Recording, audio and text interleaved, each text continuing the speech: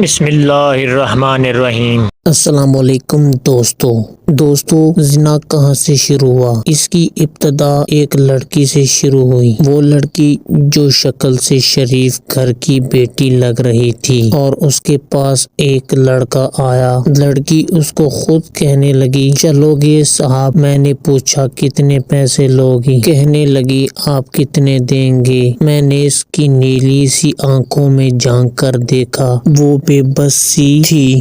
میں نے بولا آؤ کار میں بیٹھو، وہ ڈر رہی تھی۔ کہنے لگی کتنے آدمی ہو؟ میں نے کہا ڈرو نہیں، میں اکیلا ہی ہوں۔ وہ خاموشی سے بیٹھی رہی، پھر کہنے لگی آپ مجھے سگریٹ سے اذیت تو نہیں دو گے نا؟ میں مسکرایا بالکل بھی نہیں۔ پھر اس نے ایک لمبی سانس بھری، آپ میرے ساتھ کوئی ظلم تو نہیں کرو گے نا؟ آپ چاہے مجھے 500 کم دے دینا لیکن میرے ساتھ برا نہ کرنا۔ وہ بہت خوبصورت تھی، معصومیت اس کی باتوں سے ٹپک رہی تھی، پھر بھی خدا جانے وہ کیوں جسم بیچنے پر مجبور تھی۔ وہ نہیں جانتی تھی میں کون ہوں۔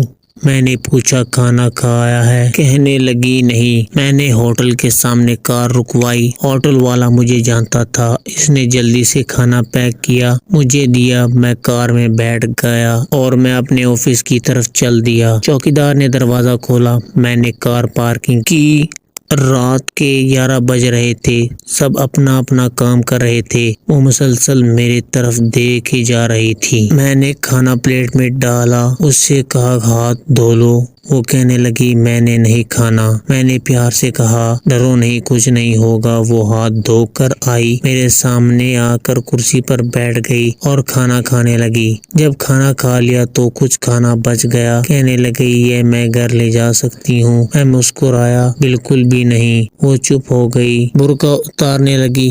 میں نے کہا رک جائیں، میرے پاس آ کر بیٹھ جائیں۔ وہ حیران تھی، میری آنکھوں میں دیکھ کر بولی جلدی سے اپنا کام کریں، مجھے واپس چھوڑائیں۔ میں نے کہا نہیں چھوڑوں گا۔ کیوں کرتی ہو ایسا؟ کیوں بیچتی ہو جسم؟ بس اتنا کہوں گا چھوڑ سکتی ہو کیا یہ سب؟ وہ میرے چہرے کی طرف دیکھنے لگی، آپ پاگل لگ رہے ہیں مجھے۔ میں نے اس کی آنکھوں میں دیکھا، ہاں پاگل ہی ہوں میں، سب پاگل ہی سمجھتے ہیں مجھے۔ وہ کہنے لگی اگر کچھ کرنا نہیں ہے تو مجھے واپس چھوڑ کر آؤ۔ میں نے اس کے سر پر ہاتھ رکھا، پھر پرس سے نکالے اس کے ہاتھ پر رکھے۔ وہ حیران تھی، کہنے لگی میں نے نہیں لینے۔ آپ کیوں دے رہے ہیں یہ سب پیسے مجھے؟ میں نے اس کے چہرے پر ایک تھکن محسوس کی تھی، وہ اپنے آنسو رو کے بیٹھی تھی، بار بار کہہ رہی تھی مجھے بس واپس چھوڑ کر آؤ، مجھے ڈر لگ رہا ہے۔ میں نے اسے یقین دلایا ڈرنے کی کوئی بات نہیں ہے، اچھا بتاؤ نا۔ یہ سنتا تھا، اس کی آنکھیں نم ہو گئی تھی جیسے کوئی قیامت گر گئی ہو۔ اس پر میں سمجھ چکا تھا کوئی بہت بڑا درد لیے گھوم رہی ہے۔ بہت درد دیا نا زندگی نے۔ دروازہ کھولا، کانپتی آواز میں بولی مجھے چھوڑ کر آؤ واپس۔ میں نے اسے بیٹھنے کا کہا، بتایا میرا نام نعمان ہے، ڈرو نہیں، خود کو محفوظ سمجھو۔ اسے جب یقین ہو گیا پریشانی والی کوئی بات نہیں تو بتانے لگی شوہر مر گیا، 3 بیٹیاں ہیں، سسرال والوں نے نکال دیا، ماں باپ فوت ہو چکے ہیں، بھائی کوئی ہے ہی نہیں۔ ماموں کے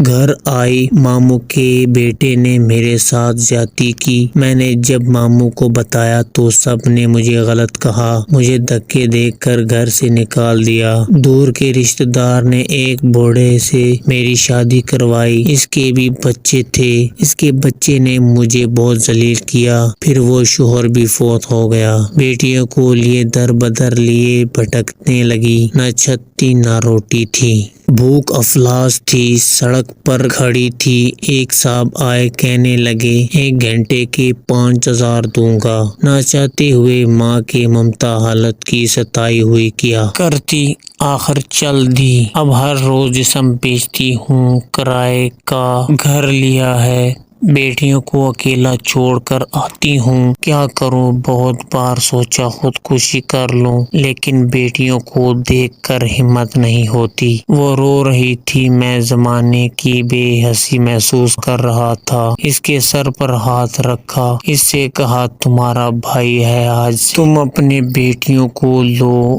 اور میری آفس کے اوپر والے ایک روم میں رہو۔ وہ یقین نہیں کر پا رہی تھی۔ کار میں بٹھایا، اس کے گھر پہنچایا، بیٹی سوئی ہوئی تھی، بہت پیاری تھی، گود میں اٹھایا، دل کو سکون ملا۔ وہ مسلسل روئے جا رہی تھی۔ مجھے کہنے لگی آپ فرشتے ہیں، آپ کون ہیں؟ میں اسے اپنے آفس لے آیا۔ وہ دعائیں دینے لگی، جھولی اٹھا کر نہ جانے کتنی دعائیں دیتی رہی۔ میں نے اسے کہا جا کر سو جائیں۔ اپنے آفس روم میں گیا، میرے سامنے سے وہ چہرہ گزرا جو ایک لڑکی اپنے شوہر سے جھگڑا کر رہی تھی، اسے کہہ رہی تھی مجھے طلاق دو، تم کو میری قدر ہی نہیں۔ وہ بیچاری کیا جانے زمانے کی تلخیاں کیا ہوتی ہیں، زمانے کا ڈسنا کیا ہوتا ہے۔ میں نے بتانا چاہا تھا اپنا گھر جان بوجھ کر اجاڑنے والی لڑکیوں کو طلاقیں لینا آسان ہے، اس کے بعد جینا موت ہے۔